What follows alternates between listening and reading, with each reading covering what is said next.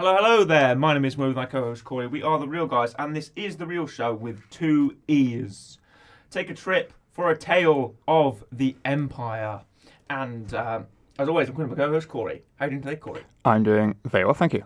And as always, you can find us, The Real Show, Real with two E's, on our YouTube channel for our video version of this show. Also, you can find us on any audio platform you like, Amazon, Apple Podcast, Apple, Spotify, whatever you listen to, any audio platform, we will be there as well. Corey, on May the 4th, it's still May. It is still May. This, and on May the 4th, Disney Plus released Star Wars Tales of the Empire, a six-part animated limited series telling stories of fair enough. Two of the characters associated. Two of the characters associated with the Empire, the Galactic Empire, that being Morgan Elsbeth and Barriss Offee. Yep. Let's start straight away with episode 1. We get the Path of Fear, the Path of Anger, and the Path of Hate, which is the story of one Morgan Elsbeth. Correct. A Night Sister from Dathomir, who her home is attacked by the Separatists when the Separatists are attacking, looking for a Sergeant of Interest. Yep. You can remember the Clone Wars episode where General Grievous leads the droid assault on Dathomir and wipes out all the Night Sisters. But one of the survivors, well, one was Merrin from the Jedi Survivor games, but another one was Morgan Elsbeth. Yep. I am also interested in wondering if because obviously Matt Wood voices Grievous for us. Yes, he does. He has about 2 lines. Grievous. And laughs. Well, General Grievous does appear in the first episode. Yeah. He does some cool fighting. He's got some cool lightsabers. He does the spin thing. He does all nice jumps and kicks and all that. I'm generally curious if they either one brought him in just to go, right, can you say run please twice and laugh a bit? Well, he does. I imagine it's him because the modulation is... The credit says him. Yeah. But unlike either one, have they pulled him aside randomly and gone, can you quickly do this? Well, no, it's the new... Well, also, Matt Wood is supervising sound director, so he's kind of always there. Or on hand to do these things. But also, he is the voice of General Grievous and the battle droids. But I feel like the modulation is sort of a bit more like the prequels. Yeah. Because in the Clone Wars, the General Grievous modulation is a bit scaled back to be a bit cheaper for the episodes. But for this, it's like very deep, throaty Grievous. Like, run, like that, wipe them out, all of them. And all of that, Yeah. And that was a pretty good Grievous. That was alright. I think. It's better than my normal Grievous. My normal Grievous just sounds like an angry Russian man. But Grievous is on top form here. Real 2003 Clone Wars Grievous again. A young Morgan Elsbeth loses her mother and she has to run into the forest and she's rescued by the Night Sister mountain clans. Yeah. Who are new. They've actually featured in a couple of books before. They've been referenced in a few novels and they're here to basically nurse Morgan back to health but she wants to take revenge on the droids. Yes. So she goes and finds some weapons with a few daughters of the clan and gets them in trouble when they're attacked by the B-2 super battle droids and the HMP droid gunships. Yes, and one of them, unfortunately, dies. Yeah. Passes away. That is the daughter of the main woman. The mother of the clan uses a sort of I guess like a massive force explosion, a force repulse move. It's a force unleashed move there. But it's because of the types of force power they use. The Night Sisters use like dark side of the force techniques, whereas the mountain clans use light side, I imagine. And she helps to repel the droids, and she says to Morgan Elsbeth, "This will be your path. You're set on Morgan Elsbeth. You will always bring death and destruction to people." And then it's straight on to episode 2. Yep. The Path of Anger, where Morgan Elsbeth is magistrate of Corvus, the forest planet Corvus. And she's working on a new design, a TIE Defender, which is what we see in Star Wars Rebels. Yep, nice little like 3-pronged. She's changed the engine. Yep. You notice the TIE Defender has 3 sets of wings, and it's a more aggressive sort of attack fighter, similar to the TIE Interceptor, but on a larger scale. Yeah. But we don't want it. They don't want it. No, Moff Isdane, as his name is, Governor Isdane, says that he is unwilling to make any moves for this new TIE design. No. He doesn't want to do it. It's I think around 9 BBY probably at that time. Right. They're still using Venators, which I find funny. Okay. They're still using Clone Wars era Venators, but maybe that's just a Venator has it's sort of a starfighter friendly capital ship. It has quite a high. It can carry a lot of fighters. Yeah. So I'd say it's probably better used in that role when you're looking to make a starfighter or something like that. Yes. And there's an Imperial 1 class as well. That's a fleet that was over Coruscant actually. Very that nice. Fleet shot. But Morgan is rebuked by his Dane, who gives her a dressing down. Yep. Storms out the room. Yes. But then a man walks in and gives her an offer. A nice Who is mustache. this man? It's got a nice mustache. It's a very nice Originally, mustache. I thought it was Colonel Yularen, but then I realised, wait, no, he's wearing a hat. It must be Captain Gilad Pelion. Who Right. is Captain Gilad Pelion, Corey? So he comes in and he's like, right, oh yes, I see you've changed all the engines, you've done all this sort of stuff. And she asks him, oh, are they going to come for my planet? And he's like, no, they're not. No, it's fine. And he just kind of mysteriously leaves for a bit. And then when she gets back to a planet, returns. Well, she goes back to a planet of Corvus, and there is a Wing, who is the... I'm assuming he's like the old person in charge? Yeah, he's the old person in charge. He used to be the old governor of Corvus. He's actually in The Mandalorian, because it's heavily based on the episodes of The Mandalorian in which she appears. And yeah, she appears on Corvus, and she is the magistrate there, and all the forests have been destroyed. It's all been, she was a ship. She was sort of a shipwright. She'd made starships and starfighters, and she basically ruined this world that she took over. And we see a part of it here. All the villagers are a bit disillusioned with her control, and she's using this sort of gold shuttle that you'll recognise in Ahsoka. That ship is also in Ahsoka, sort of gold winged thing. It looks like a sort of bird, and it's got like a big little triangle on the bottom. Yes. A very unique ship design. I quite liked it. It was the same ship that was sort of attached to the Eye of Sion. Oh, when she gets back, she meets with Wing, and he's a bit, he's like, oh, well, you're taking over. You're bringing your industry to here. You're making us work night and day. Yeah. We can't do with it. And there was an Aqualish standing behind him, and that guy's got a very sort of, he goes, you lie, magistrate, war. And there's all the aliens, the Rodian, there's a Solistan, and all the guys are here. She's with a HK-87 assassin droids. Very nice. Those guys. I like them. From Ahsoka. Yep, I've got an action figure of one of them. Very nice. I've got a black series. Yeah, black series of one of the HK-87 assassin droids. However, at night, she's watching over her town. Yep. When she's suddenly attacked by a mysterious assassin. It's a Nogri, and it's Rook. And who is Rook? Well, he's got this I want to say curved sword. I don't know how you describe it. It's got like a circle hilt in it, and then like little pointy bits with kind of a little circle bit. And he starts stacking it, having a fight. He blade, manages to. Well, weirdly, she catches her spear in the middle of the circle, but then rather than trying to pull the blade away with a spear, she then just kind of does something else, grabs the sword, and just chucks it off of a cliff. Leaves him there. It spins around. It does spin around. There's a hole in the middle. Yeah. And he goes, what? And he goes, spin around. It spins away. And then the guy comes back and he's like, oh, we just wanted to test you, see if you were strong enough. Gilad Pelion appears again. And we know Rook is a Nogri assassin. Yep. Who strangely, he's appeared before. He's appeared in Star Wars Rebels. Okay. He's a big Legends character. He's appeared in Star Wars Rebels, the Nogri assassin Rook, as the bodyguard and assassin of Grand Admiral Thrawn. Yes, who turns up in this. Yes. But do you know who Rook is voiced by? Did you look in the credits? I haven't. Who is it? Rook is voiced by Star Wars veteran Warwick Davis, who we will meet later in the next review in the next couple of weeks. Right. That to another person who's played in Star Wars. Yeah. He's played Rook. He voiced Rook in Star Wars Rebels Season 3. Right. It was a modulated voice. Yeah. Obviously, no. Hi, I'm Warwick Davis. I'm Rook. Better watch out, Morgan Elsbeth. But they modulate his voice, and it's Warwick, and we love to see Warwick. We're big fans. But Elsbeth has a Beskar spear she used in The Mandalorian, later taken by Ahsoka and then by The Mandalorian, and then survived the explosion of the Razor Crest and all that from the Mandalorian Season 2, I think.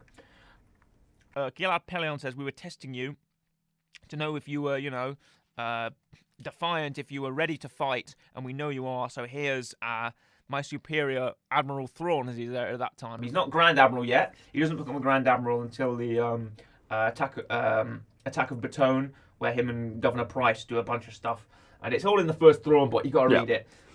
But then he's promoted swiftly before his introduction in Rebel Season 3, where he comes in at the behest of Governor Price to solve the rebel cell on Lothal. But he's just an admiral now. Yep. And he says that he knows about the Night Sisters and he's curious about her skills. He also knows that Pelion asked Morgan a question. He asked her, why do you seek Imperial favour, he says. Yes. And Morgan's initial answer was, for the glory of the Empire. I just love that Empire stuff. Which everyone says. Empire stuff. I love it. Everyone says that. But Admiral Thrawn says, well, you're lying. Yeah, he's not having any of it. Why do you really believe it? And she says, well, my people were all destroyed. And I want to take revenge and I want to use that power, and it's that strength that is given me by having all my people destroyed and dead that I will offer the Empire to create a strong military. Yep. Because Thrawn says the Empire is a great construct. Yep. But small problems will eventually fester into big ones. Into big old problems. And it will create a weak and disillusioned military by trading lives for profit, as Moff Stain does. Yep. Short-minded, weak-minded people will drive it into motivated by greed and power and ambition. That is what will drive the Empire to ruin. Of course, Thrawn never believed in any of that. Thrawn was probably purely out to protect the Chiss ascendancy, as he always has been. Yep. And is merely using the Empire as a vessel to protect the Chiss ascendancy from further attacks. And Thrawn accepts her offer of a partnership. And then Thrawn brings in his Star Destroyers. Yes. His 3 Imperial 1-class Star Destroyers. I don't know if the middle one was the Chimera. I don't think it was. It didn't have the bottom side detailing. And of course, that's Thrawn's Star Destroyer, so I don't know why he'd give it to Elsbeth. But anyway, and Thrawn has it in Rebels, so there you go. But I think Thrawn gives her 3 Star Destroyers and says, this is how you will begin your shipbuilding operation, and I'll give you all your tools that you need, basically. And that was their relationship. And that was episode 2. On to episode 3. This is, obviously, we know, as Yoda says, fear leads to anger. Anger leads to hate. Yes. And hate leads to suffering. There we go. Corey. Do you not know that? That's Phantom Menace, man. I knew the first 3 lines. Okay. I didn't know the last because one. You knew what the episodes were called, is why. And, of course, fear leads to anger, and anger leads to hate, and hate leads to suffering. And the path of hate brings the New Republic to Corvus. And this is after the Battle of Endor, where Magistrate Morgan Elsbeth has taken control with her scout guards and her HK-87s, and she's got everything, everything's working for her. But here comes the Republic Ambassador Nadura, and she's got 4 New Republic soldiers. She's got an astromech droid. She's got I think it's a Corellian Star Shuttle or something that it's called, a CS1 or something. And she brings it along, and she tries to get Elsbeth to join the New Republic Senate, but Morgan Elsbeth will not join. She's too concerned about her power, and she fights them off, and then destroys the ship. Yes, destroys the ship, and then we see that a distress signal is set off, then immediately stepped on. Well, Nadura needs to call help from the New Republic, and I initially thought it was Hera's voice. Turns out it's not Hera's Nadura, it's Bo-Katan Kryze, which is interesting. I don't know why Bo-Katan's working with the New Republic, but because we get an answer. That's another mystery to be. Someone answers. Someone does answer. Bo-Katan answers. But before Wing can answer back, it's stepped on, it's crushed. Yeah, and then Morgan says there will be no, And then just decides to burn the forest. There will be no help until burn the entire forest, and that's how it looks in the Mandalorian with all the trees burned down. So that we know why. A good few series of episodes there. Diana Leigh Santano, who voices Morgan Elsbeth, does a really good job. She's great back from the Mandalorian and Ahsoka. I think she does amazing. Great voice work by her and Matt Ward and Lars Mikkelsen, of course, who comes back as Thrawn. Another connection, Xander Berkeley, who voices Gilad Pellaeon, was also in Mandalorian. He was in season 3 as Gilad Pellaeon as well. Very nice. By a hologram talking to Moff Gideon. So he returns as well. Warwick returns as Rook from Star Wars Rebels. And a great connection there. Let's go into episode 4, which I think is my favourite episode. Okay. These 3... Now, talking about episode quality, yes. First 3, great quality. Okay. 4th episode, great quality. The last 2, I wasn't really that hot on, but we'll get into this soon. Okay. Episode 4. Corey, take us to Devoted. Here we go. So, this is obviously a different arc this time. Similar to Tales of the Jedi. Had the first 3. Now we're going to the other 3 episodes. This is following Order 66. We've got Barriss Offee, who is currently in jail. Why is she in jail? Because she was a Jedi. Yeah, but what did she do? I'm assuming attacked someone. She bombed the Jedi Temple and then framed Ahsoka. This was in season 6 of the Clone Wars, Corey. I was about 11 when I watched that. Season 5 of the Clone Wars. Barriss Offee there was this whole conspiracy because someone bombed the Jedi Temple and it was like a mystery of who did it. Right. They thought it was this woman, it wasn't. She got poisoned. They thought it was this guy, but he got poisoned with the nanobots. They thought it was Asajj Ventress, and Anakin arrested her, but it turned out that it wasn't Asajj Ventress. They thought it was. They pinned the blame on Ahsoka, and Tarkin was really after Ahsoka as well. They had this whole trial. Padme tried to defend her, and Tarkin was the prosecution. And Palpatine was about to say, and the verdict is, with an overwhelming count of so many votes, Ahsoka Tano is And then in here comes Anakin. He says, I found the real bomber, and it's Barriss Offee, a Jedi, and she's a traitor to the Republic, and she gets arrested because she believed that the Jedi were the cause of the Clone Wars. She believed they were perpetrating the fighting. She believed they were trying to keep the Clone Wars going, and they weren't trying to stop it with a peaceful solution. They've fallen away from the light side of the Force, and they're embraced by the dark side of the Force. Devoted, if you will. Yes. And she's in jail. But she's given a chance. Yes. She's told, right, if you come with me. She sees the Jedi Temple burning from Operation Nightfall, Order 66, and the clone shock troopers say, well, you're not a Jedi anymore, so we can't gun you down in the street or whatever. Nope. And then here comes Lynn, who we know as the fourth sister. Did you recognise her from Ahsoka? Sorry, not Ahsoka, from Kenobi? Yeah. She was in Kenobi? But she's told, right, you've got a chance, an opportunity of a lifetime. And so her and two other people that I can't remember their names of. One's a Cathx, I think. I recognise one as a Cathx. The other one might be a Deveronian, but I don't know. I knew he has horns, I said at the time. Yeah, they're all brought... They're taken to Nur, which you'll know from Kenobi and Jedi Survivor. The Fortress Inquisitorius is under construction. It's not built yet. It's being built at the moment. And, yeah, she's taken from Imperial Inspectorate HQ, which I think is called the Navy Headquarters, something like that. It was a sort of prison army building from the Clone Wars. It appeared in Bad Batch all the time. You know that building. Do you know who designed the Imperial Inspectorate HQ? Go on. Director Krennic. Very nice. So Star Wars is always connected. Star Wars is interconnected. You can't get away from it. Lynn, who is now the fourth sister, her full name is actually Lynn Rakish, which I found here. The fourth sister takes Offee to the planet Nur, where they go to the Fortress Inquisitorius. There she meets Dante and Amar, who are two other Jedi apprentices who survived the Purge.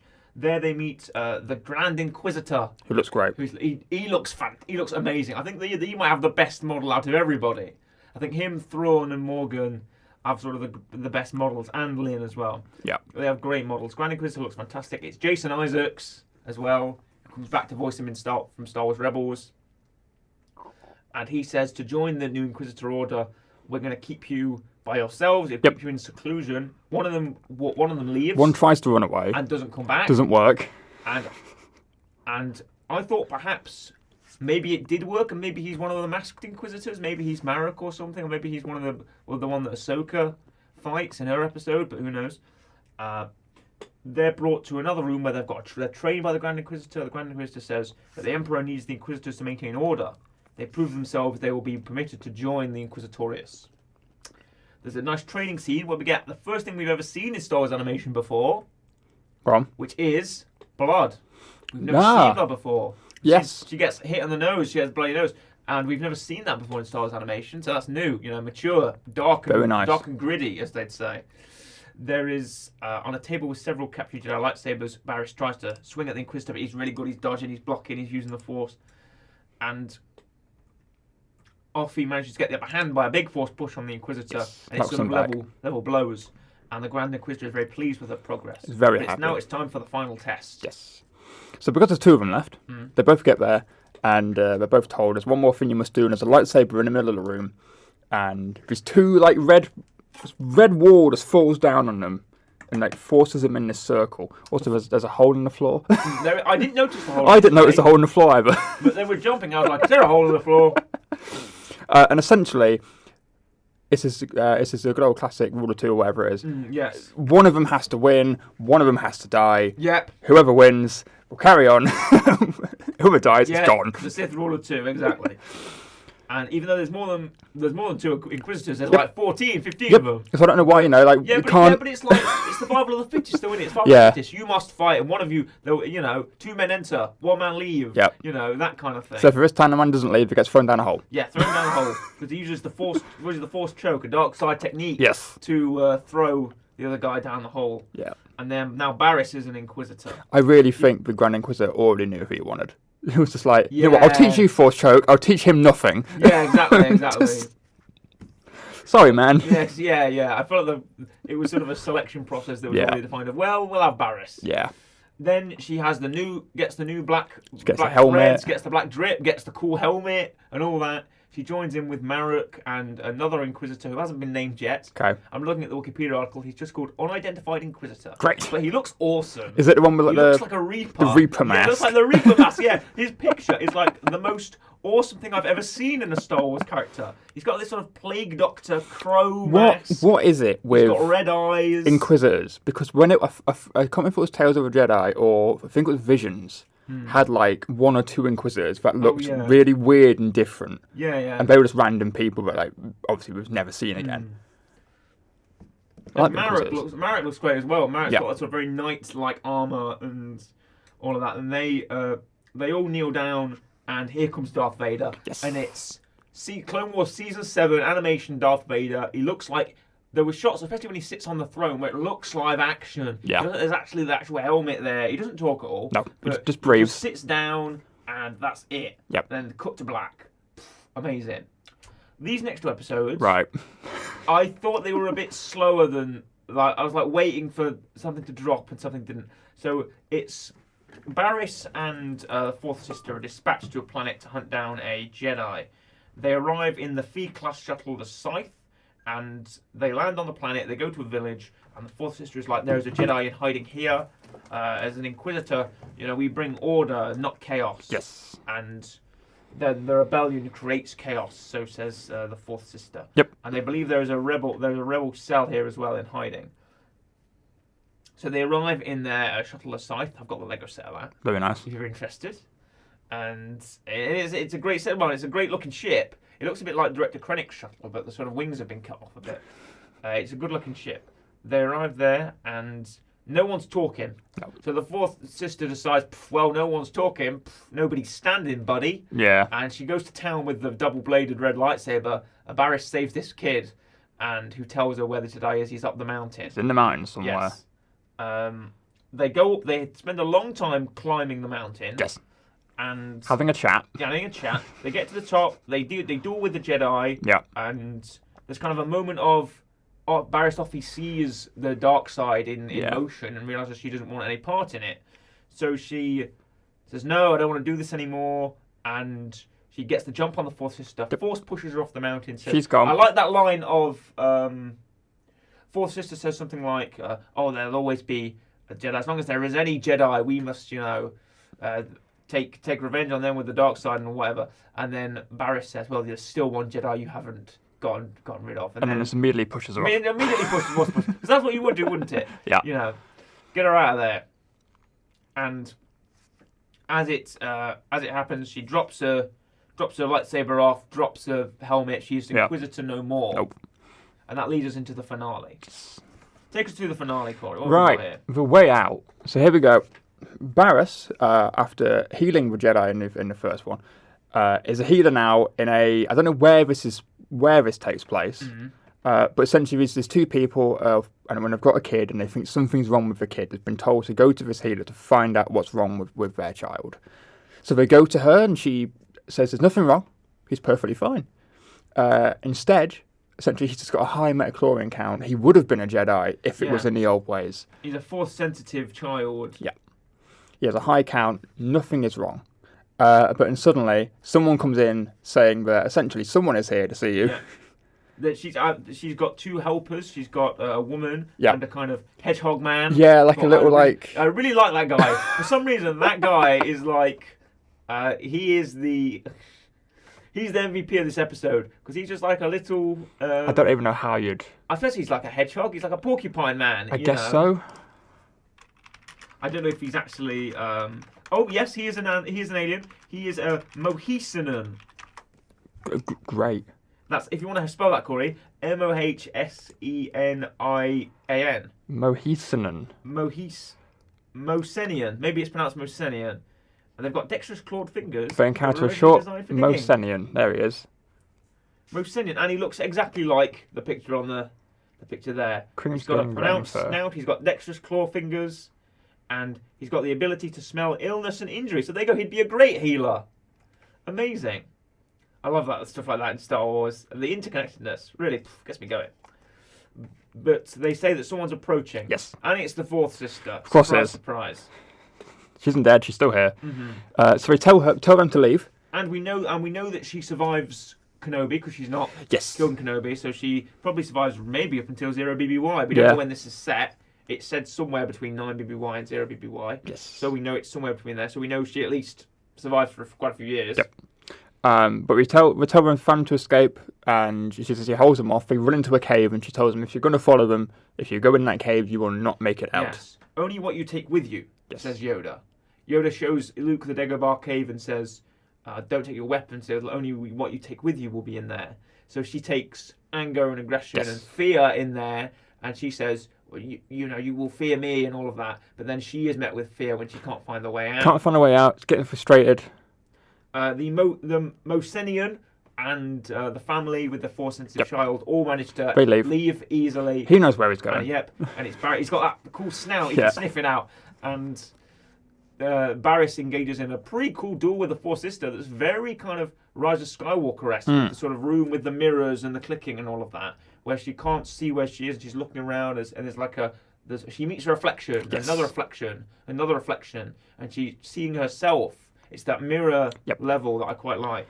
But eventually she does find her, turns around and just... Finds Barriss, gives her a stab. Right in the stomach. And then do we know if Barriss is dead or not? I don't know. So Wikipedia says she chooses to carry her to safety, which makes it sound like she's still alive, but I don't know.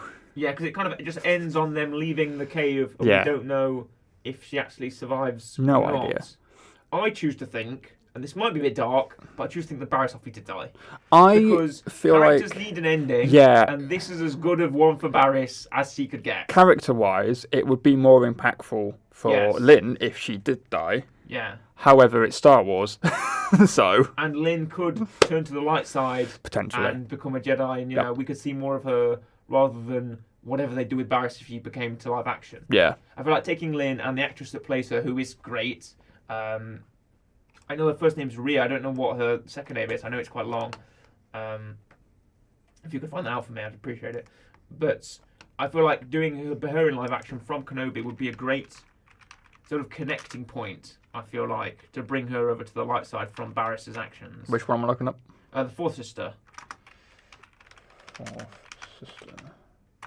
So let's give Tales of the Empire a good breakdown. Let's give it a rating. Rhea Kihlstedt. Kihlstedt, thank you very much. That's an awesome name. That's very... I'm assuming that's how it's pronounced. It's Kihlstedt. Yes, thank you. Yeah, shout out to you, Rhea Kihlstedt. Amazing work. Amazing voice work. And it's the translation as well. From live action into animation, it is hard for a voice actor, but I feel like people can just jump onto it quite easy, and it's the translation of the voice and the motion of the character as well with the animators. Yep. It's a melding of styles, a mashing of styles. So let's give Tales of the Empire a real rating. Corey, you first. I enjoyed it. I'm unsure if I enjoyed Tales of a Jedi more.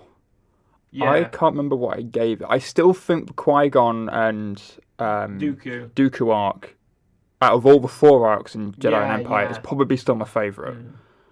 But I did like parts of this.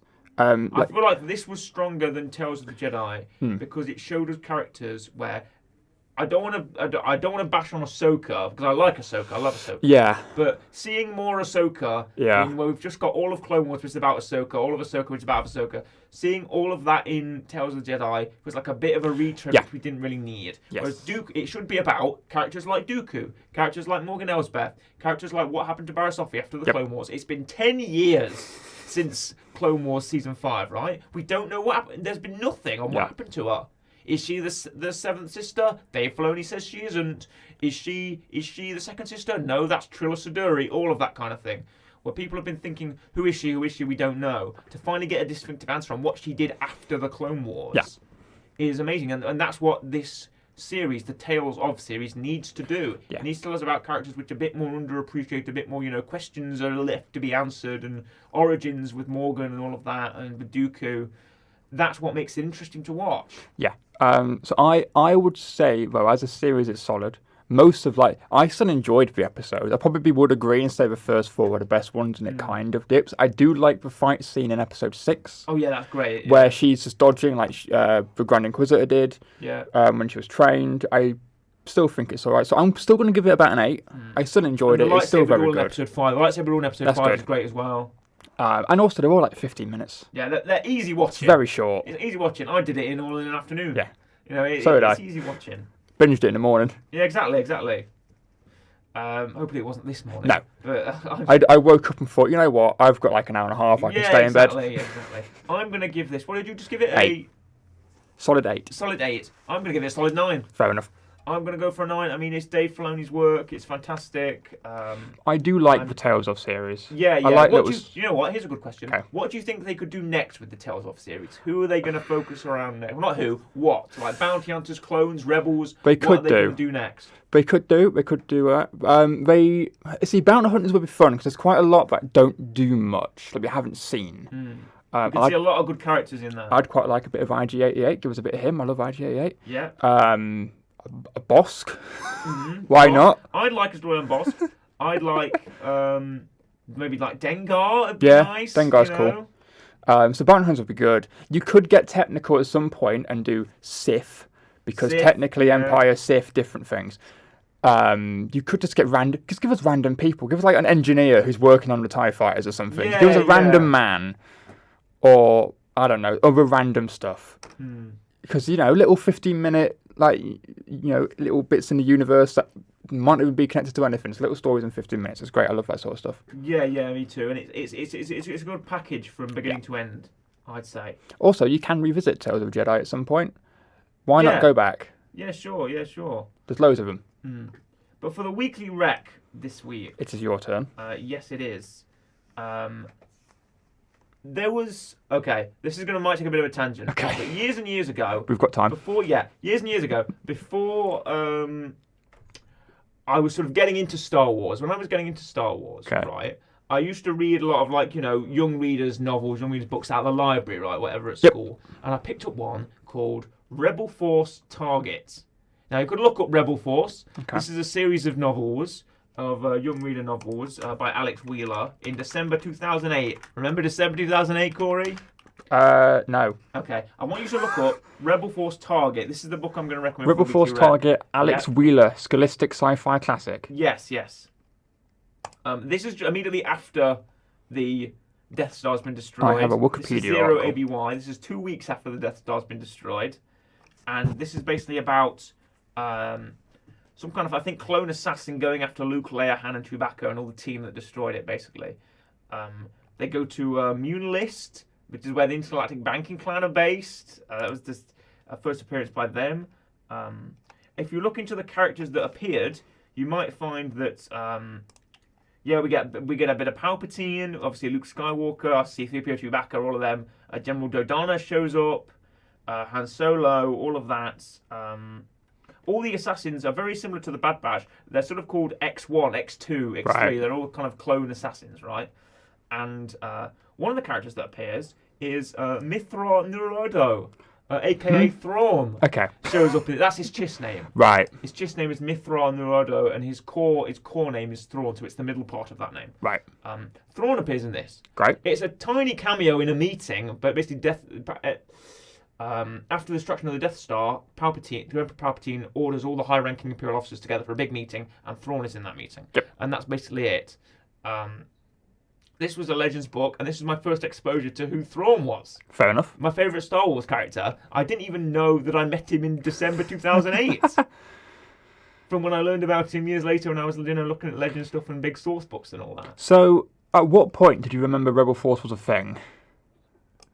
That's a good question. Probably a few months ago. Fair enough. When I was just having a look around articles and looking at Legends and stuff like that. I recognised the cover of what I recognised. Right. So hold on, what's this Rebel Force? And also, because there's like a blue one, a purple one, and another colour that I think I got as well. Yeah, from looking at it, it was 6. Yeah, I've now long left these books behind. I don't know where they are, but Somewhere. Probably in a dump somewhere. But I remembered this book specifically because of that blue cover with the Luke Skywalker face where he's looking out towards the Tatooine sunset, right? That very iconic shot. And I didn't realise that Thrawn was in this book. I was like, oh my goodness, yeah, of course he was. And I just feel like it's just a great little story, a nice little continuity story here. So I'm recommending Rebel Force Target. I wonder if you can actually get this book today. I bet you can. You can. I saw it on eBay and stuff for like £3. Right. 189 pages roughly, I think. Oh right. Okay. It's Target. Products. Can you get it? Yeah, you can. You can get it used for about $3.50. Yeah. Yeah. Nice. I can get this book. I get it back. Oh yeah, and Hostage. That's the one with Leia. Yeah, I've got that one as well. Yeah, it's great. It's great. I'm going to give Rebel Force Target a 6, I think. Okay. I remember it being good. I remember it being one of my first introductions to Star Wars literary works, like comics and books and all of that, of like the EU or the AU, the extended universe. This is one of my first introductions to it with Star Wars Rebel Force Target. So I'm going to give this a 6 out of 10 reels. Very nice. Thank you very much for listening and watching The Real Show. May the Force be with you. It is a goodbye from me, goodbye, and a goodbye from Corey. Goodbye.